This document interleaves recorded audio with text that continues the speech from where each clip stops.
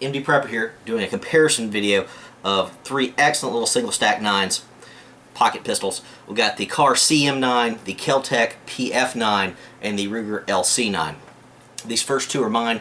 This one belongs to a friend of mine who shoots with me a lot, and he was kind enough to let me borrow this for a while to try it out and compare the three. I've got about 500 or 600 rounds through these two, maybe 250 through this one, but I have shot this a good bit over time. We're going to talk about the comparison between the three and see how they stack up. I'll go to the stats of all three here in a second, but let me go ahead and say the shooting part of this was all done with this Tula Brass Max 115 grain target ammo, which shot very well, quite accurate overall. Check my other video though. I won't be using this again due to a failure, a scary failure I had in my Glock 26. But anyway, this is the ammo we used. Let me start with all three pistols. Price point on all. They're relatively close overall. A good reason to compare them all. The Kahr comes in at around $400. The Kel-Tec a little bit less, around $300, maybe a little more if you get the different Cerakote finishes and all, and roughly around $400 for the Ruger. So roughly the same price firearms. If you're going for cost, obviously a little cheaper here. This one ships with one magazine. This one was one magazine, and I don't know about the Ruger. I think it was two, but either way. Going down on weight, looking at weight comparisons, the lightest was the Kel-Tec right here. It came in at 12.7 ounces. The Kahr was next, surprisingly, at 16 ounces, and the Ruger came in the heaviest at 17.1 ounces, which is a bit surprising. Overall, the dimensions on these are almost identical. I'm not going to stack them on top of each other, but they are virtually the same. The barrel here on the Kahr is 3 inches. It's 3.1 inches on the Kel-Tec and 3.12 inches on the Ruger. So all the same. Widths are a little bit different. The grips are made a little differently. I would say that the Ruger has the slimmest grip overall, especially up here, where it's cut out a little more. The most uncomfortable, I would say, relatively speaking, would be the Kel-Tec, because my medium-sized hands, even with the finger extensions, of which all these have finger extensions, doesn't fully fit my hand. I've got about a half a pinky on there, if you can see that. Not a major consideration overall. I've had slightly smaller hands, a female shooter, etc. This might be better, and this one fits well. I think this one fits the best overall for my size hands, but slimmer here, a little bit thicker here overall. Sight radiuses on these are all virtually identical. These two have your standard 3-dot sights, you know, 2 in the rear and 1 in the front. This one has a dot and post, which takes some getting used to if you're used to the 3 dots, which I am, but doesn't make a huge difference overall. We'll talk about that later. Like I said, sight radiuses were virtually identical. I didn't measure them, but I put them against each other. Overall, let's talk about triggers. We've got to start with the Kahr. Been safety checked before. The Kahr has an incredibly smooth double action on it. Just amazingly consistent. Very slight take up on it with one little click before you're ready to refire. Fantastic there. Definitely wins out on the trigger of all the three of these, hands down. The Kel-Tec has a very strange trigger. It's sort of a two-stage trigger. It's just odd. It's just hard to describe. It feels very unnatural when you're shooting it, but honestly I shoot quite well with it. In the early days when I first got these two, I shot better with this one, but as things have leveled out, this one shoots better overall than the Kel-Tec. But we'll see about that. But the triggers are still different with this one.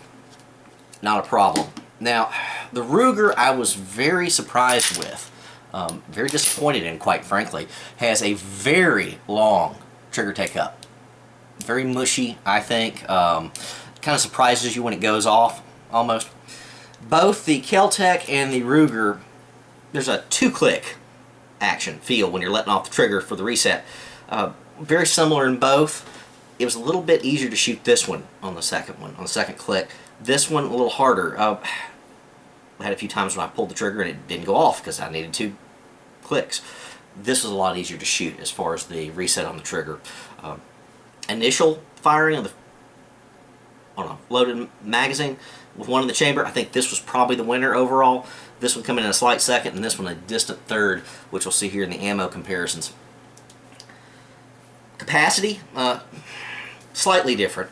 7+1, 7+1, and 6+1. So you lose 1 round with the Kahr, but you get the smoother trigger and mid-weight overall.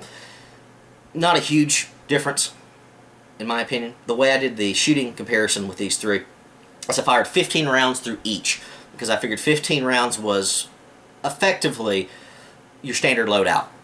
Each pistol fully loaded with a spare magazine.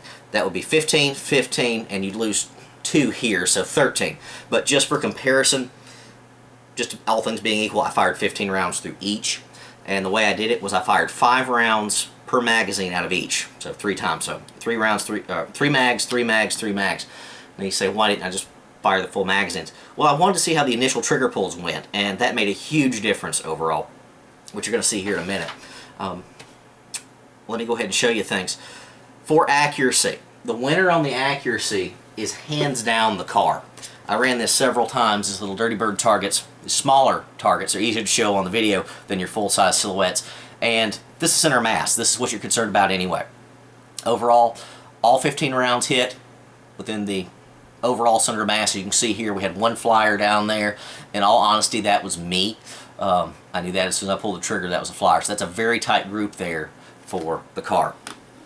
Hopefully you're going to be able to see all these laid out. I'll try to compare them as best I can. For accuracy, the Kahr was the best, but the KelTec came in number 2. Here's Mr. KelTec. Not nearly as tight of a group, but all 15 rounds hit. A little low on a few of them, but overall not bad. So let's just show these two together. Kahr over here, KelTec here. So much tighter group overall here. Can't explain the lower quote flyers on this one. That was just the way this one shot. Move that out of the way. And finally, the Ruger. You might look at this at first and go, well, that's not too bad, except I missed 2. There's only 13 hits on this target. The first trigger pull out of the first 2 magazines for both shootings, or all 3 shootings, went off. So just off the target. I had a used silhouette target behind it, so I could not tell where it went. I think they went low, especially with this one down here. So that's fairly disappointing, especially from the first trigger pull. You can see all those laid out right there. At first, I thought, well, maybe it was just me getting used to this firearm, even though I was quite familiar with the Ruger. I went ahead and reran these. I won't show you these two because they're the same. They came out the same. 1 flyer on this one and the same grouping on the KelTec as well. Let me show you the second round, 15 rounds on the target for the Ruger. If you can see that right there, looks worse actually, and I also missed the target twice. There's only 13 hits on this target, very clearly counted, so a lot of flyers out there, so that's not good. Again, both of the flyers were with the first round fired. Follow-up shots were most of these that were closer. Tried it again with the Ruger. Tried to give the Ruger, because it's popular, a very reasonable test. Ultra slow firing. I did hit with all 15 rounds on the third time through, third trial. Still not the best grouping when you compare it to the other 2 here, though, I think. You got much more out here in the 8 rank than the 9, so these 2 definitely stand out. And I did it one more time. I did it a 4th time with the Ruger, just because I was a little disappointed, frankly. And this is what we've got. Count those hits, boys and girls. I missed 2 again, so that's only 13 hits on this one. And this was, again, slow fire. Maybe not quite as slow as this one, but realistically slow fire. In a combat situation, in a self-defense situation, where you're pulling a small pocket pistol, I want my first round to hit. I want the first round to be the only round if I have to pull the trigger. I don't want the concern of this thing firing low with the Ruger and being off target. Did not experience that with these other 2. Major hit against the Ruger in my opinion, and it's all due to that long squishy trigger. It's too much take up. These 2 are better. This didn't feel bad just dry firing it, but in the real world, I don't think I like this. I don't like it that much at all.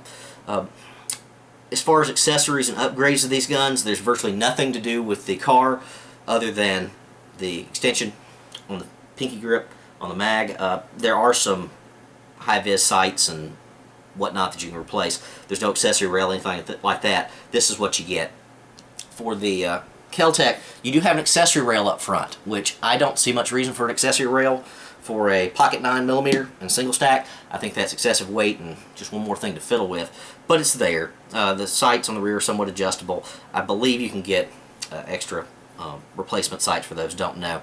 I didn't get crimson traces and things for the Ruger. The Ruger stands out in its safety features, which I personally think is overly safe. I will do another solo review of this one. It has a magazine disconnect, so when the mag is out, gun's inoperable. Don't like that. If I happen to accidentally dislodge the magazine, drop it, I've got a gun with a round in the chamber and can't fire it. And then when I do fire it, my first round's probably going to be off target even if I could fire it. This one also has a loaded chamber indicator on the top up here, which I think is hideously ugly. Can't show you here, won't waste the time, but pops up and it's got red on either side. Just ruins the contours of the gun, frankly. Also has a safety, which you can click up, click down. That's just one more thing to fool with. For a gun that I have to pull out, disengage the safety, and worry about the shot placement on a first round, unfortunately the LC9 comes in last. Now, you could chalk some of this up to lack of experience with the Ruger, but I'm a pretty good shot. I can usually pick up my buddies' guns and do just fine with them, sometimes even better than them. The Ruger just did not pan out as well as these other two, especially for the price and all. Overall, if you're willing to spend the money, I'd go for the Kahr all the way. More accuracy, smoother trigger, wider trigger, just a better feeling gun overall. If you're going for cost, and if you really want the ammo capacity, the extra one round, the KelTec for the win. If you're a safety Sally and big on the overall safety features, I guess the Ruger, but I worry about that first trigger pull. If you mess around and don't hit the target and that bullet strays off, well, so much for the gun being safe, but it definitely is not going to go off unnecessarily. You're not going to pull that long trigger accidentally, and the magazine safety and the manual safety. So there's my review of the three. Hopefully this came out on video.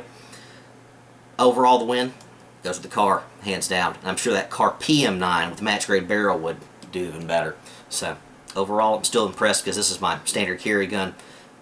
This would be number 2 and number 3 here. Hope this was helpful. Indy Prepper out.